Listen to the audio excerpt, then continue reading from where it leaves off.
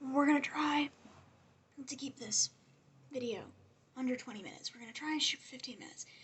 I just wanted to talk about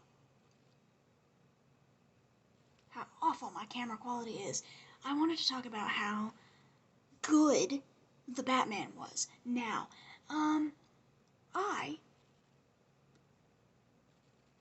this is not something I talk about a lot. I'm a pretty big fan of Batman, right? I haven't seen Dark Knight Rises. I haven't. I know, I'm like the worst, but it's corny. Why would I watch? Anyway, I liked Christian Bale's Batman. I liked Heath Ledger. I like it. But this movie is not like any Batman movie I've ever seen. I think their username is The Loneliest Wolf. I don't remember what their YouTube username is. Anyway, they're on TikTok. I don't always agree with what they have to say about certain topics we will not speak of, because that is not something I would like to talk about right now. But, and I don't just mean like fictional, I mean like a serious thing, but we don't have to talk about that one. That's another video. I don't want to talk about Amber Heard right now. So, anyway, this movie is fantastic. But what they said is that it's like a crime, drama, thriller thing. I don't know what genre that technically is. I guess thriller. Crime, thriller. We're gonna call it that. And they said that the reason The Batman is probably the best Batman movie is because all the other movies, not all of them being super bad, but not all of them being really good either, the reason they weren't so good is because they were trying to make a Batman movie. They were worried about, because it was Batman, they had to do it in a certain way, they had to do certain things. But The Batman, with Robert Pattinson, they made a crime thriller and put Batman in it, right? That's what they did. And that's why they tried to do it differently. And I also really liked how they did the Riddler, because he is a serial killer. And he acts like a serial killer. And the true crime girlies know what that's about.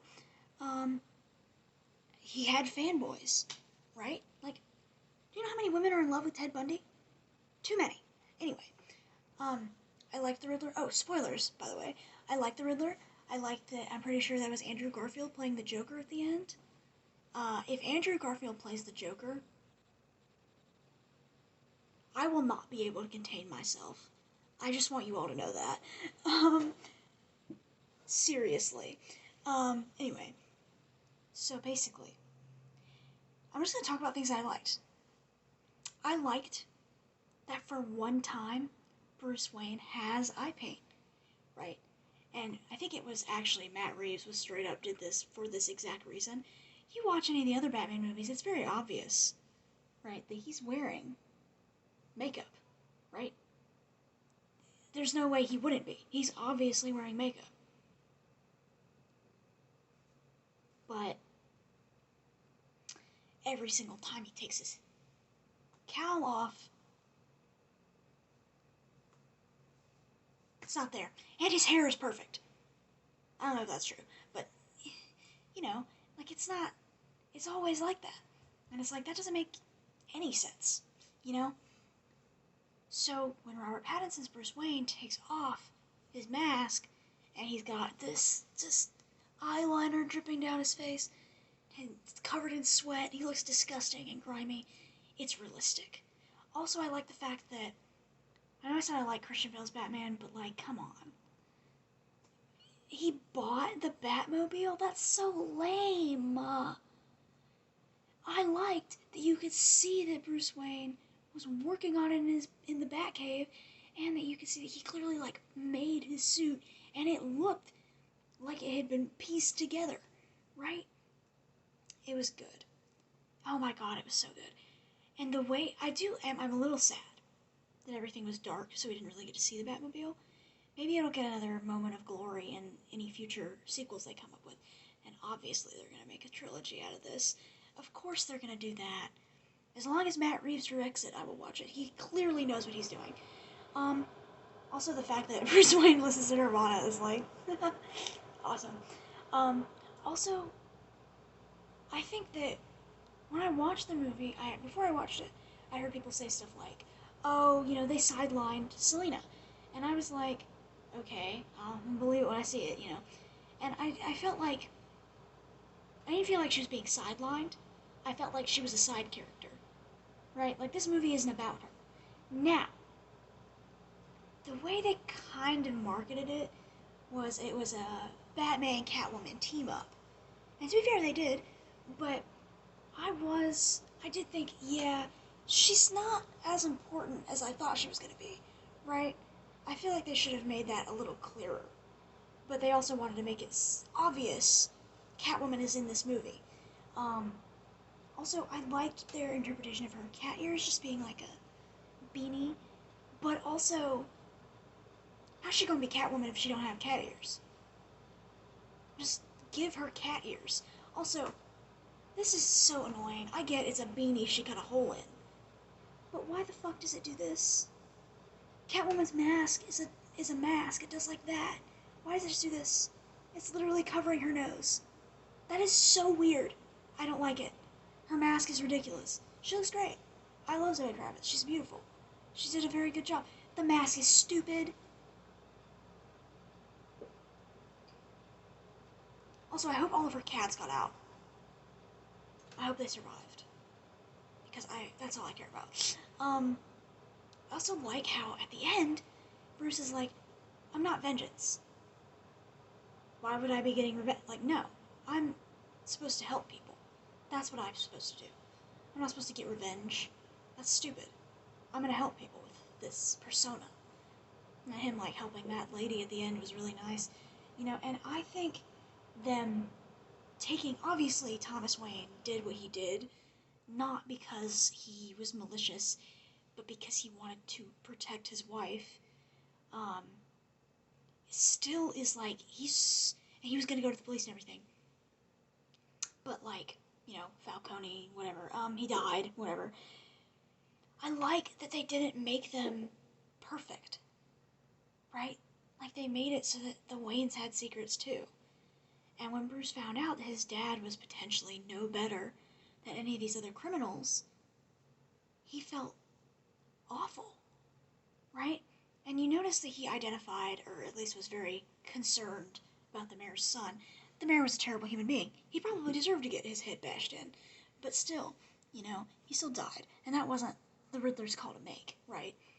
And he felt bad for the kid, right? Because he knows what it's like to lose your parents. And I don't know, and obviously his dad ran for mayor, so another parallel, but also the fact that his dad was also somewhat slimy, it adds on to it, right? Because he now has even more reason to care about this kid or identify with him. And I think that it was interesting to think about, and also, Wayne Manor is so gothic. Not Manor, Wayne Tower. I was upset because it would make so much sense for this Bruce Wayne to live in a huge gothic mansion.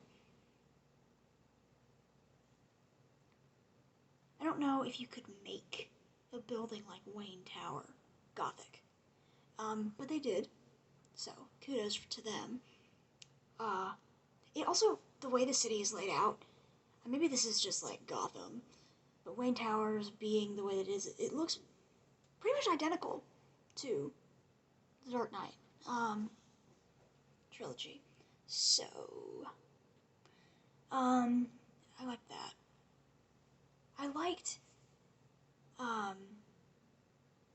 they didn't really get into this in The Batman, but in Batman Begins, there's little things with Bruce Wayne, and that shows you that he really doesn't see, like, poor people as the problem. He's going after people like the Joker and Scarecrow who are hurting people, not just like, I don't know. And I think that's sort of like what Batman does anyway, right? People like to be like, oh, he's a billionaire, why doesn't he donate money? And again, the loneliest wolf, Keen is their real name. put it very well on TikTok. They said that no matter what kind of, and we see that in the Batman, that Thomas Wayne donated like $1 million or however much money to like fund any future projects. And the second his body hit the ground, every criminal in Gotham took a piece of that, and it absolutely did nothing, and it just made Gotham way worse, right? And it makes you sort of see that, like, no matter how much money he throws at this problem, it isn't going to help, right? Because you can be a billionaire and still run out of money, right? You can have that kind of wealth, and the only way for Bruce Wayne to efficiently help, because all the philanthropy his parents tried to do bit them in the ass. Well, not them, but the city, because they were dead. It did not go well. It did not help. It was just a funnel, and it didn't do anything. And Bruce seems to understand that, right? And when the mayor is like, you really could be doing more for the city, she's probably right. But she doesn't know that Bruce Wayne and the Batman are the same, or one and the same, right? She doesn't know that. So I like that. That it's sort of made a little clear that no amount of money is going to fix Gotham. It is literally up to this man doing what it is, being Batman, by directly targeting the people who are causing issues, right? Directly targeting serial killers, directly targeting people like Falcone and the Penguin. Directly going after these people is more efficient than throwing money at the problem. And Batman and Daredevil are the same character. Literally, Daredevil is if Batman was blind and poor. That's literally exactly what it is. And Elektra is just Catwoman, but slightly worse. She is so bad. I've already talked at length about Daredevil, but there's a moment in the Batman where Bruce stops Selina from killing Falcone. He doesn't really stop her, but Falcone doesn't die. Well, he does later, because of other reasons, but basically, he tells her, you can't cross that line. And I was, like, having Daredevil flashbacks, like, ooh. Anyway, also the fact that there's a line in Daredevil where, Foggy compares Matt to a bat, and Matt's like, well, he's like, oh, it's not because bats are blind. And Matt's like, well, they're not, so, yeah. The reason they called him the devil was, I talked about it in the other videos. I'm running out of time, for my allotted time. We're about 15. I really liked the Batman. I cannot wait to see more of it. I'm so excited. Anyway, I seriously love the characters. And I really want Selina to come back in every movie, but also I understand that that's unrealistic. I love Catwoman. I want more of her. If we're doing a trilogy, I'd like to see her show up when Bruce Wayne inevitably has a breakdown in the third movie. So, I'd like to see that. Also, I want her to find out who he is.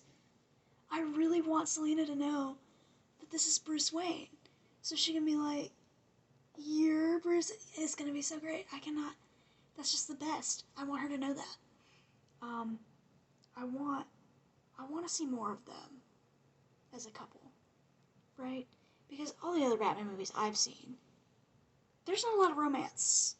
Also, I don't like Batman with Batgirl. That's weird, right? That's weird. We can all agree that's weird. I don't like that. I like him with Catwoman. Anyway, if you're like me and you need a Batman fix every once in a while that's wholesome, I recommend downloading the Webtoon app. It's free. Reading the Batman Wayne Family Adventures. It's precious. He kisses Catwoman in that one too, so I'm into it. I like Catwoman. I think she's cool. I like her. I like Robert Pattinson and Zoe Kravitz together. They have really good chemistry. They just do a very good job at being a couple. or people who are flirting with each other, right? Let me tell you, his, like, rage at the end, nearly killing the Riddler lackey for hurting her.